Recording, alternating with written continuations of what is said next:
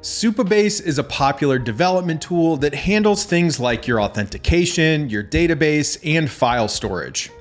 But Supabase doesn't come with a built-in messaging feature, and that's where something like Knock comes in.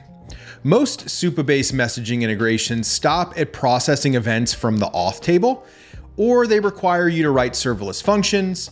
But using Knock's data sources, any event in any database table can be used to trigger messaging flows, add user subscriptions, or update audiences. So let's take a look. Okay, so cool. To get started, you're going to need a couple of things. First, you're going to need a Knock account. I've just got basically an empty Knock account here.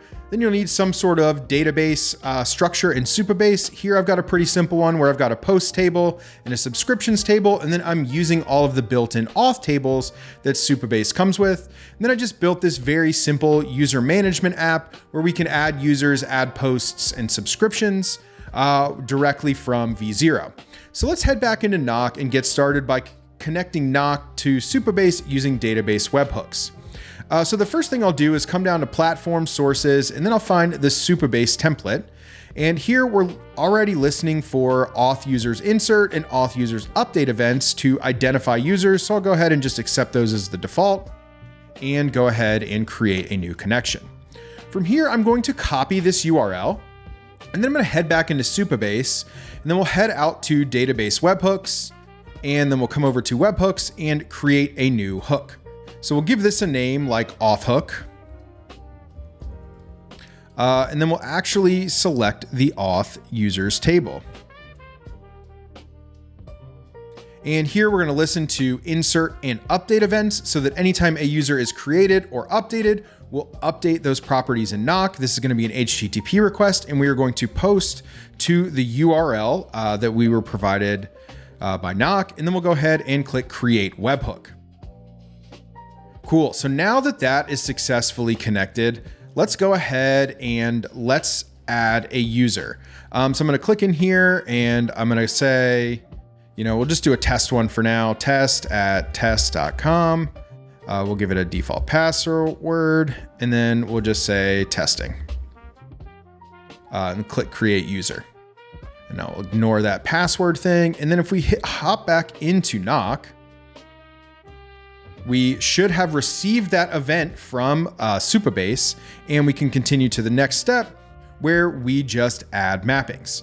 And so right now we've already wired up this user's update and user's insert action mappings. And so actually, if we click out into users, we can see that our test user was created there. But just creating users isn't all that interesting. We would probably want to trigger some sort of new user workflow for them that might send them an in-app message and an email. So let's go do that now. To kick that off, I'm going to head out to the Knock agent, and I'm going to say, can you create me a new user welcome workflow with an in-app step and an email step that just welcomes this new user to our blog?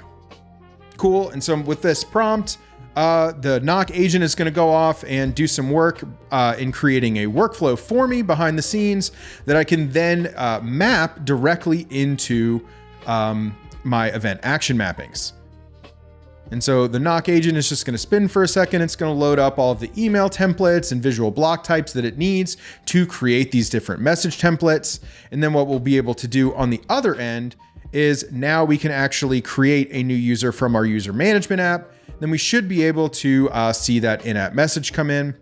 It's just going to take the Knock agent just a second. All right, so let's hop back out and check out what kind of workflow it created for us. Just go ahead and close the agent tab and click edit steps. And let's take a look at our in-app message. And, welcome to Collab.io Supabase. This is all looks good to me. So what we can do here is let's go ahead and commit this workflow, so we can use it in our development environment, and then we'll head back to our sources to map that to an event. So we have event action mappings here already for auth.users.insert. And so we're going to add another one for auth users insert. And this time we're going to trigger a workflow, and we're going to trigger this user welcome workflow. And then I think we want to send body.record.id for the user ID.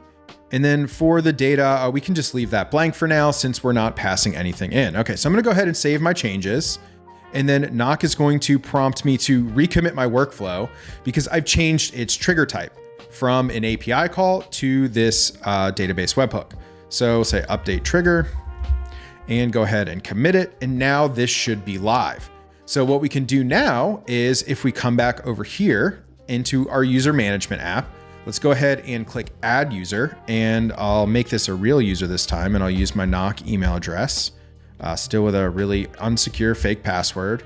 We'll give it my actual name here, and then we'll click create user, and that should fire. Again, we get that warning, and we'll come back over here, and then we can check the logs, and we should see those event logs. So we've got identify user, and then we've got this incoming events. Okay, so we can dig down in here and see that we ran user identify. And then we also ran this workflow trigger.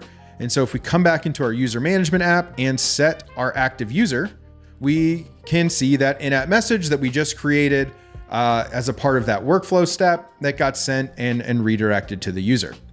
So awesome. That is the basics of syncing your users into Knock directly from the Supabase auth table, and also using those events to trigger those user welcome workflows or anything that you would send a new user, like an onboarding sequence. And you saw how easy that was to create with the agent.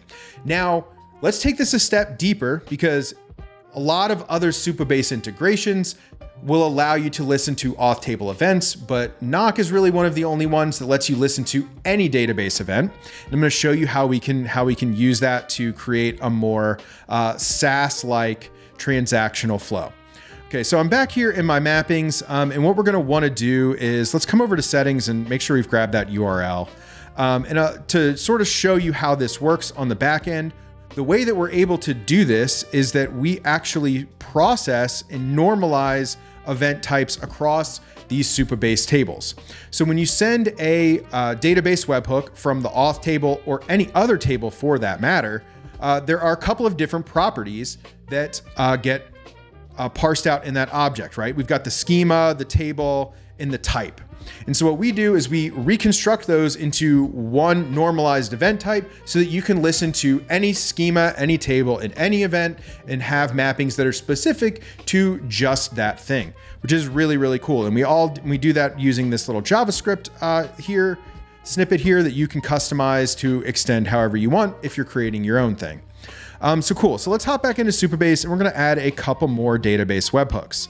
So this one is going to be the posts hook. And we're going to listen to the post table. And let's just listen for inserts. So when posts are created, then we'll paste our URL in here. And cool, we'll go ahead and click create. And then while I'm still in Supabase, I'm going to add one more database webhook. And then this is going to be called the subs hook.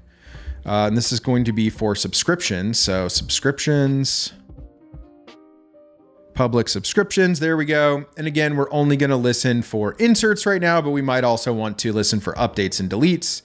And then we'll go ahead and again, paste our knock URL in there, and then we'll go ahead and click create. So now let's come out to our little app here and let's create some additional entities. So let's create a new post. Just call this new post. Here is some content, and we'll keep it as a draft.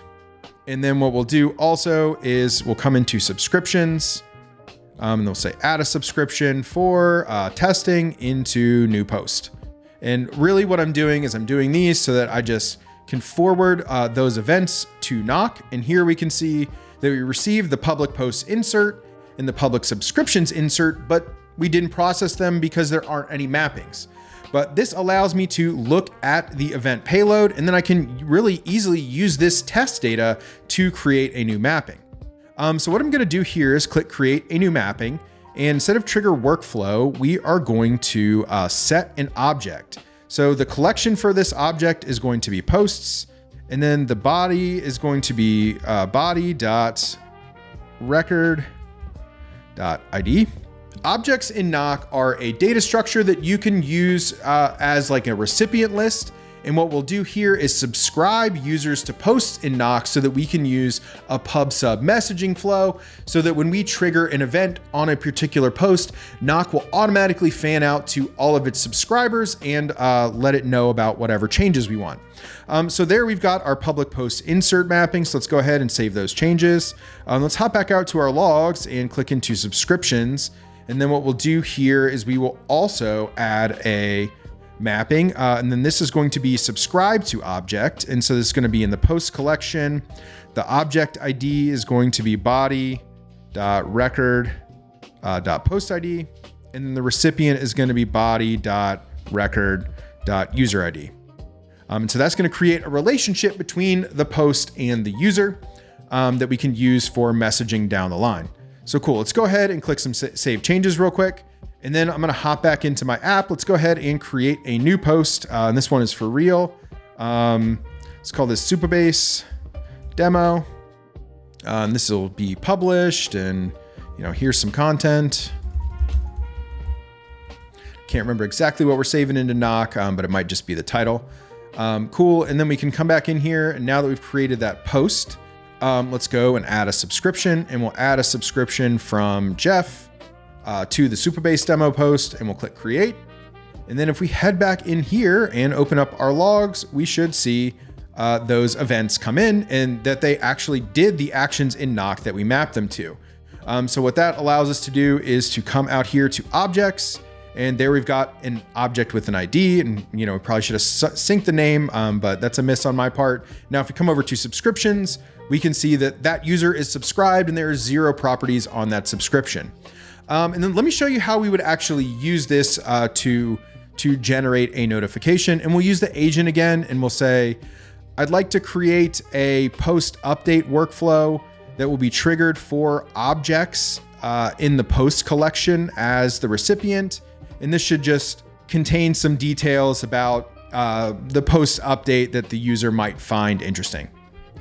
And we'll let the agent go ahead and cook on our workflow for just a second, and then I'll run that as a test to show you how this works. Cool, and the agent has recognized it's read the post collection and kind of knows exactly what we want to do.